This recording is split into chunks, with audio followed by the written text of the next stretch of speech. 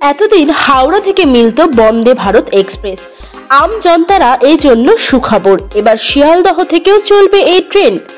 আপাতত প্রয়োজনীয় পরিকাঠামোর কাজ চলছে বলে রেল সূত্রে খবর। জানা গিয়েছে 3 মাসের মধ্যে শিয়ালদহ থেকে পেতে পারেন এই সেমি হাই স্পিড ট্রেন।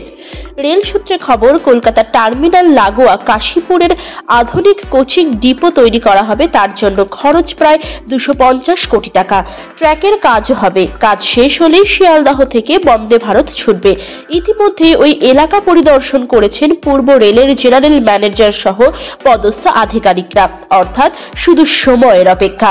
উল্লেখযোগ্য, রেলের তরফে সারা দেশে বন্দে ভারত চালানোর সিদ্ধান্ত নেওয়া হয়েছে কয়েক বছর আগে। তালিকায় স্বাভাবিকভাবেই ছিল বাংলাও। এই রাজ্যে প্রথম বন্দে ভারত চালু হয় হাওড়া থেকে নিউ জলপাইগুড়ি রুটে।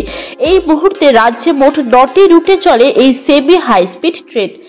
Howrah new Jalpaiguri, Howrah Puri, new Jalpaiguri Guwahati, Howrah Patna, new Jalpaiguri Patna এবং হাওড়া রাঁচি, হাওড়া ভাগলপুর, হাওড়া গয়া ও হাওড়া রৌরকেল্লা বন্দে ভারত এক্সপ্রেস।